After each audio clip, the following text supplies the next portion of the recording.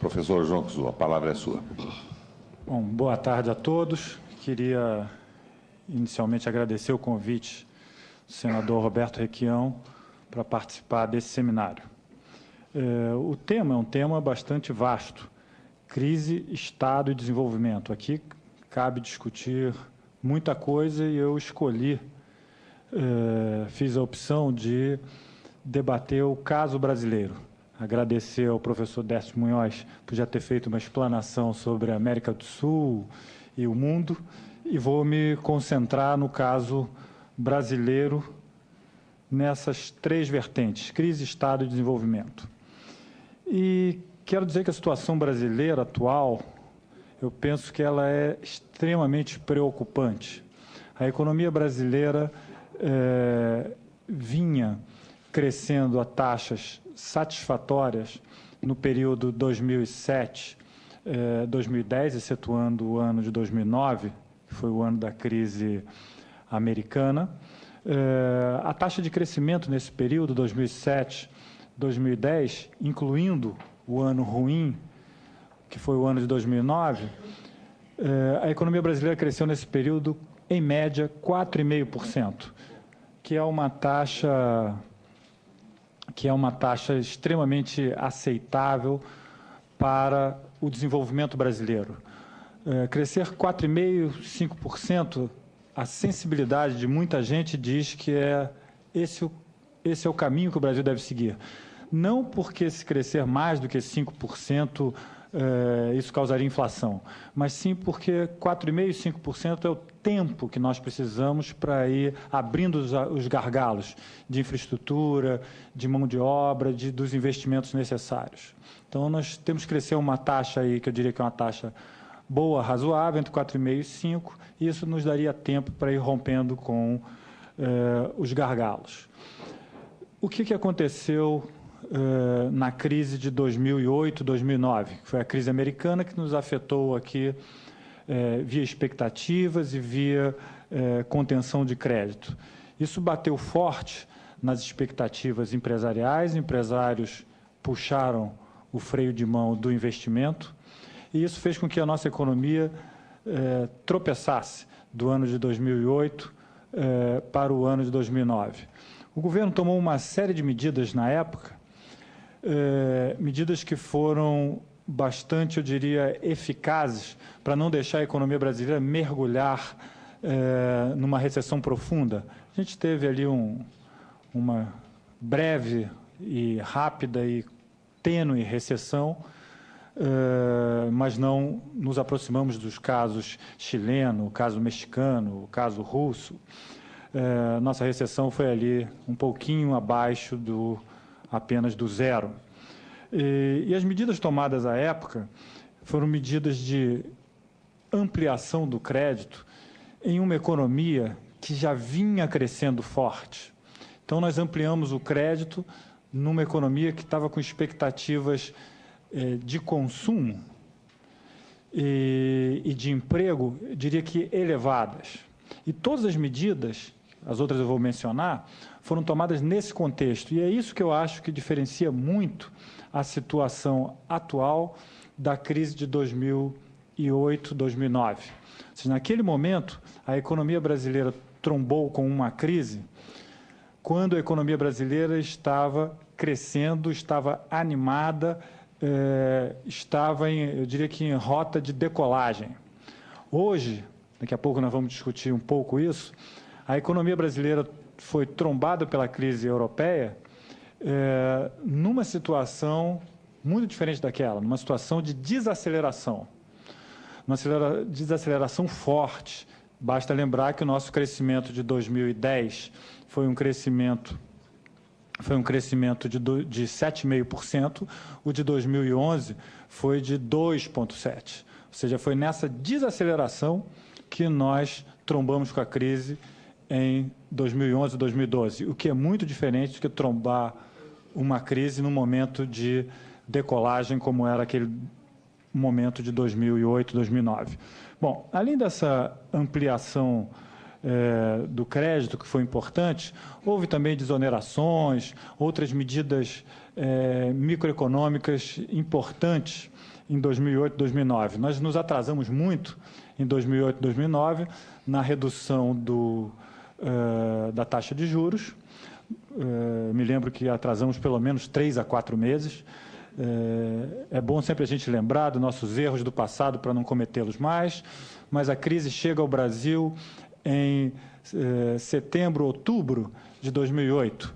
E a ata do Banco Central, do Copom, do Comitê de Política Monetária de dezembro de 2008, é de manutenção da taxa de juros e com o diagnóstico que a economia brasileira estava aquecida e que a ameaça da demanda sobre a oferta representava ainda um risco inflacionário, quando a economia já estava desabando.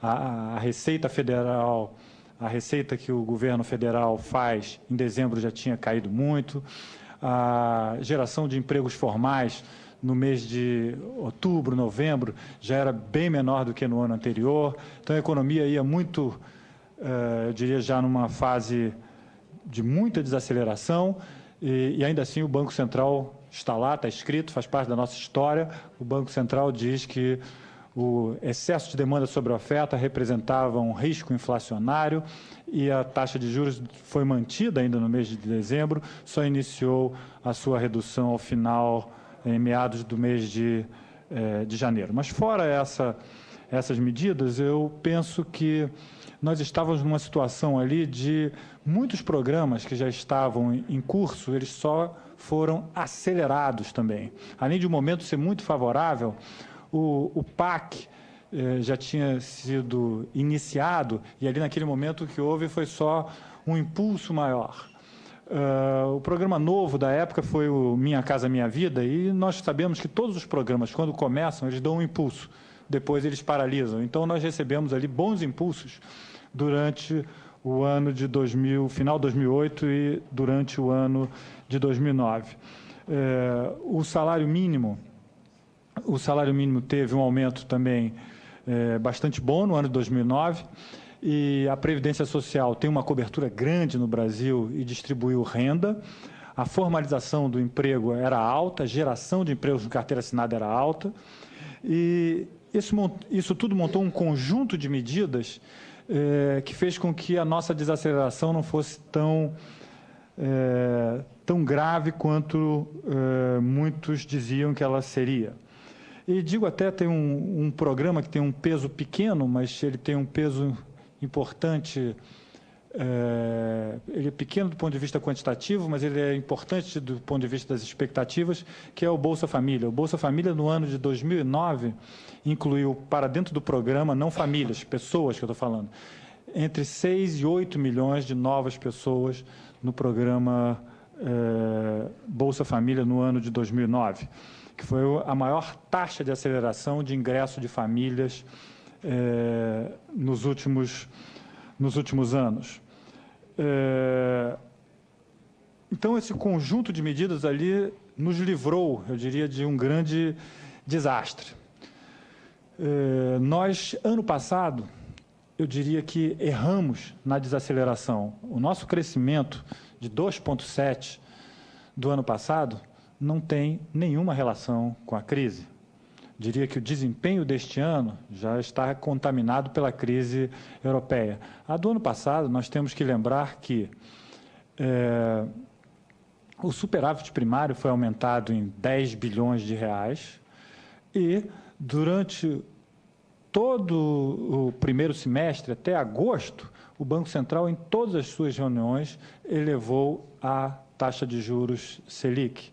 Ou seja, o aperto e as medidas macroprudenciais não foram relaxadas, muito pelo contrário. Então, isso tudo causou, ano passado, uma desaceleração forte da economia. Basta lembrar que a crise chega ao Brasil, se torna visível em setembro do ano passado, outubro do ano passado. Ou seja, então ela atingiria o Brasil no 4º trimestre do ano passado. Mas o 4º trimestre foi o melhor trimestre do ano passado. Então, nosso desempenho ruim ano passado não tem nada a ver com a crise internacional. Tem a ver com que o governo tentou desacelerar a economia de 7,5% para 4,5%, mas, na verdade, desacelerou de 7,5% para 2,7%. E isso, eu diria que criou um clima, o ano de 2011, criou um clima de desânimo, paralisia da economia, que está dificultando a retomada no ano de 2012. E agora, por que todas aquelas medidas semelhantes que foram tomadas, todas essas medidas que foram tomadas agora, que são semelhantes àquelas que foram tomadas em 2009, não estão funcionando? Por um problema de expectativas. O que está acontecendo agora é que as mesmas medidas não fazem tanto efeito. Porque não fazem tanto efeito exatamente porque a gente está entrou numa fase descendente da economia. Então, não adianta ampliar o crédito, não adianta reduzir juros, até num programa absolutamente correto que o governo está fazendo, de redução das mais diversas taxas de juros, mas isso não será suficiente, simplesmente porque trabalhadores e empresários estão naquela situação de esperar para ver o que vai acontecer. O crédito está mais barato? Tá. O crédito está lá no banco à minha disposição? Tá. Mas, por enquanto, eu não vou utilizar esse crédito, simplesmente porque não vejo perspectiva de essa economia reagir e eu não vou me endividar neste momento. Aliás, um parênteses. Muitos dizem que essa política creditícia, de redução de crédito, ela não vai fazer efeito porque as famílias estão altamente endividadas. Eu diria que isso é questionável, se estão endividadas ou não, nesse nível que não podem mais se endividar. Eu diria que existe uma outra questão, que não é exatamente essa. É que o que houve em 2009 foi um ciclo de demanda atendida de bens de consumo duráveis. As pessoas compraram geladeira nova, compraram carros novos em 2009. E essas pessoas não vão trocar de geladeira em 2012, não vão trocar de automóvel em 2012. Então, a família de classe média C, que sempre desejou ter um carro zero e que agora comprou um carro popular em 2009, não vai trocar o carro em 2011, que ainda nem acabou de pagar a prestação e ainda está curtindo o seu carro, o seu primeiro carro zero. Então, bens de consumo duráveis têm um ciclo nas economias.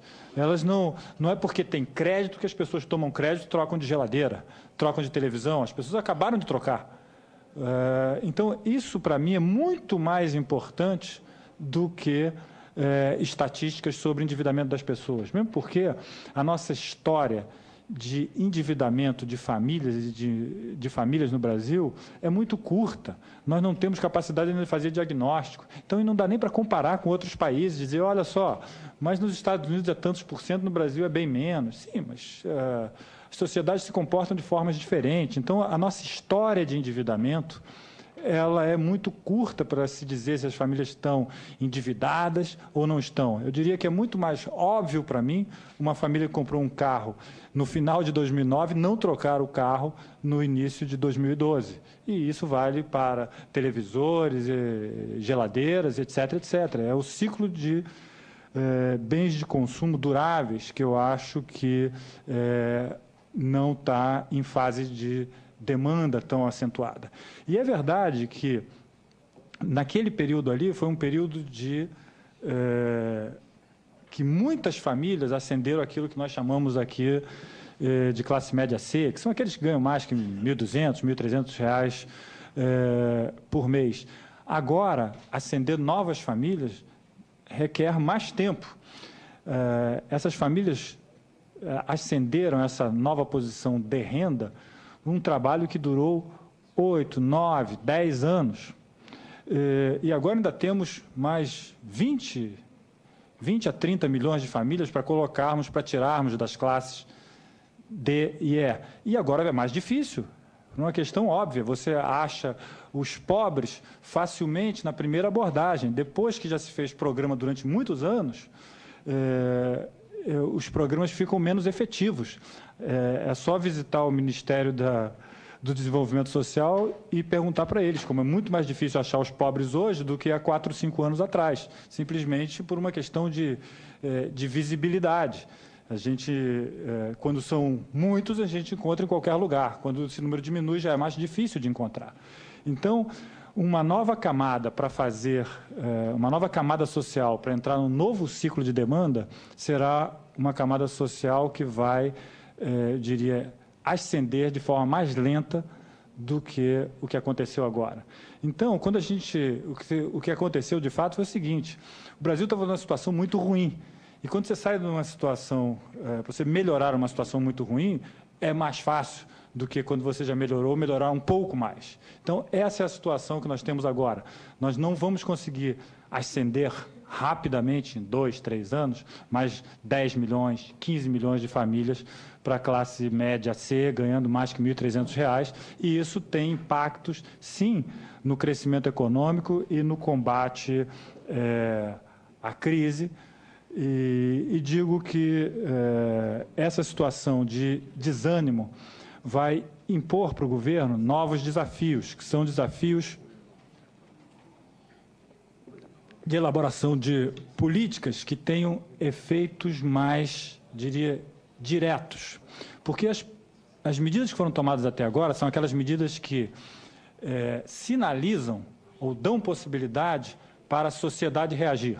É isso, amplia-se o crédito, reduz-se o juro, desonera alguns bens e são os consumidores e cidadãos são informados. Olha, está lá à disposição de vocês, reajam. Só que cidadãos não reagem, neste momento, como reagiram em 2009, por uma questão de expectativa e por uma questão de satisfação também, que já foi atendida. Então, nós estamos numa situação agora onde não dá para fazer política, que é conhecida entre os economistas, de sinalização. A gente tem que fazer política de estímulo direto. E eu diria que a saída, e essa é conhecida da teoria econômica e da história, isso era dito na década de 30, quando vivia-se a Grande Depressão, não adianta baixar os juros para zero, que ninguém pega empréstimo a zero. O Japão está patinando a sua economia há 15 anos com taxa de juros zero. Então, não adianta baixar a taxa de juros, porque isso não leva necessariamente o consumidor a tomar um crédito e realizar uma compra. Então, nós chegamos à situação onde o governo tem que fazer estímulos diretos na economia.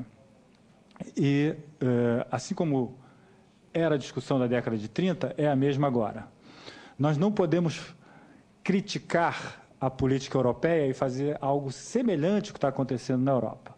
Na Europa, eles estão fazendo um tremendo estímulo monetário, através, basicamente, do aumento de liquidez via socorro de grandes instituições, e os países que podem estão fazendo uma política austera do ponto de vista fiscal. O resultado disso é que eles vão tentar ter uma taxa de câmbio favorável à exportação de seus produtos, tentar ocupar algum espaço nesses mercados chamados mercados em desenvolvimento, e o maior deles, um dos maiores, é o Brasil.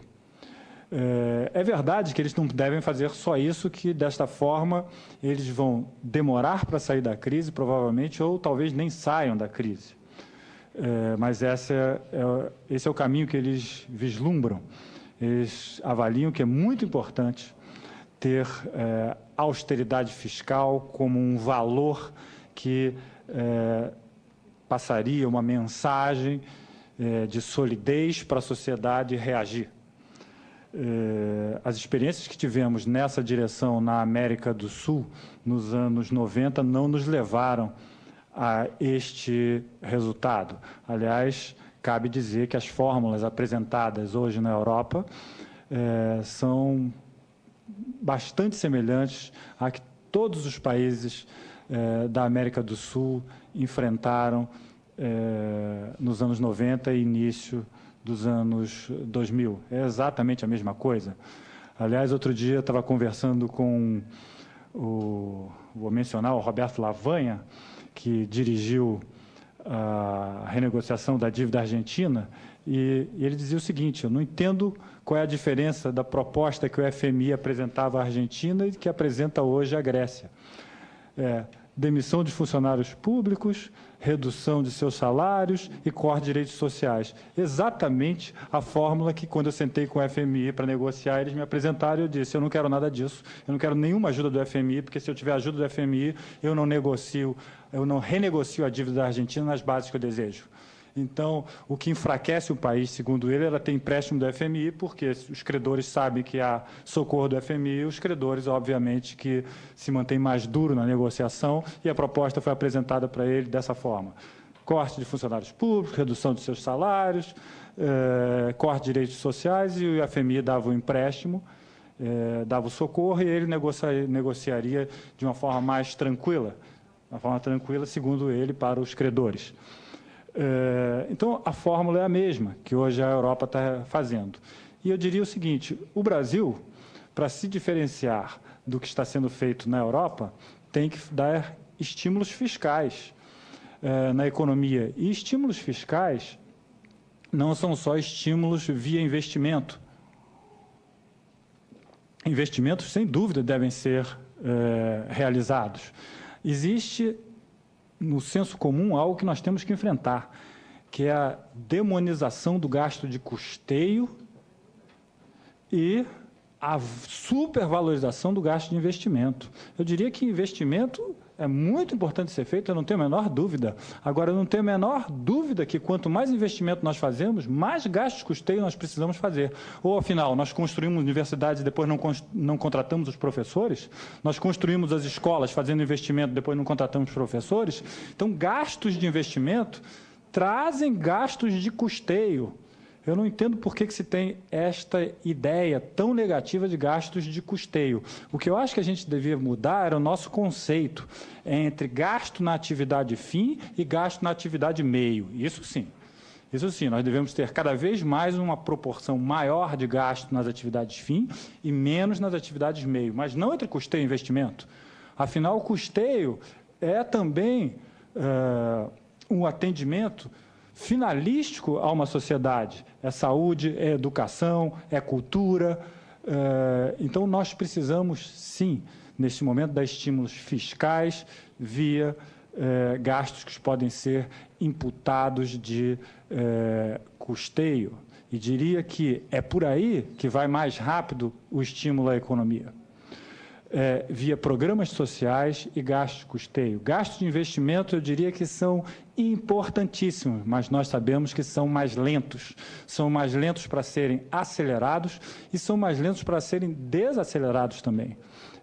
Isso é conhecido por economistas e por engenheiros de uma forma detalhada.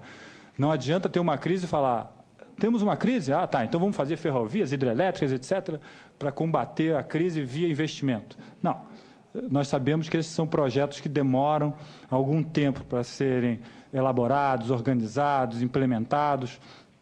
Então, eu diria que reagir à crise com investimento é decisivo. Estou querendo marcar bem para não ficar nem um pouco confusa a ideia de que eu não estou valorizando o investimento. O que eu estou dizendo é que nós precisamos de agilidade, porque um novo PIBinho se aproxima. Nós estamos, de novo, na direção de ter um PIB aí entre 2,5% e 3%. E eu diria que, se nós tivermos, pelo segundo ano, um PIBinho desta forma, nós estamos saindo de um ciclo que tem implicações, saindo deste ciclo econômico e político, um ciclo que nós crescíamos a 4,5% para crescer 2,5%. Isso faz uma enorme diferença do ponto de vista econômico e também faz diferença para os arranjos políticos. Mas eu quero me ater aos arranjos econômicos. Ou seja, crescer 2,5% no Brasil é algo que atrasa o nosso desenvolvimento e, digo mais, atrasa o investimento brasileiro. Aqueles que valorizam tanto e que endeusam o investimento, eu acho que investimento é algo decisivo, fundamental numa sociedade. E digo o seguinte: a taxa de investimento vai começar a desabar se nós continuarmos crescendo 2,5%, 3%, e não crescendo, como vimos, crescendo 4,5% e, às vezes, até 7,5%.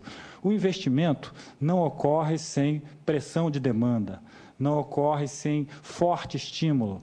Essa é uma ilusão de muitos economistas, dos quais eu faço parte, de pensar o seguinte: olha, uma economia cresce devagarinho, nós fazemos investimentos, fazemos as estradas, fazemos as hidrelétricas, depois a economia vai crescer muito. Na verdade, todo investimento público e privado acontece sob pressão de demanda, sob tensão. Em todas as sociedades funciona assim. Inclusive, o planejamento, ele também é mais detalhado, menos detalhado, de acordo com as conjunturas econômicas. Não existe planejamento eterno. Planejamento, ele é permanente.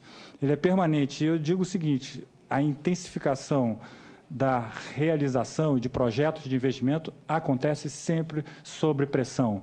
Não existe essa ideia do empresário sem demanda investir porque ele imagina que possa acontecer demanda no futuro. Na verdade, o empresário investe debaixo da tensão da demanda. E governos também. E empresários e governos, hoje em dia, têm muita dificuldade de realizar investimentos. Sabe por quê? Porque nós vivemos uma década crescendo 2%. E quando uma economia cresce 2%, isso faz desaprendizado de governo e de empresários para realizar grandes investimentos. Então, hoje, nós falamos que queremos fazer grandes investimentos e criticamos o governo está sem, eu diria, sem tecnologia para agilizar grandes projetos de investimento de uma forma rápida. Mas também os empresários estão desacostumados a viver numa economia que cresce de forma contínua, 4,5%, 5% ao ano. Então, minha última mensagem é de que o governo precisa repensar as suas medidas. As mesmas medidas de 2008, 2009, tomadas agora, têm efeitos diferenciados. A economia estava em fase de aceleração, com expectativas animadas em 2008, e aquele tipo de medida, ela cabia naquele cenário. As mesmas medidas com o cenário mudado não fazem o mesmo efeito que fizeram. Então, nós temos que pensar agora em estímulos fiscais. E estímulos fiscais, que eu digo, não são esses estímulos que foram dados até agora. Foram dados até agora, ótimo, foram dados, foram corretos de desoneração, é muito importante. Agora, tem que fazer estímulo também de gasto, porque o estímulo de gasto é aquele estímulo que vai com remédio direto na veia da economia. O estímulo da desoneração, na verdade, dá a oportunidade da realização do gasto, dá o estímulo ao setor privado de reagir.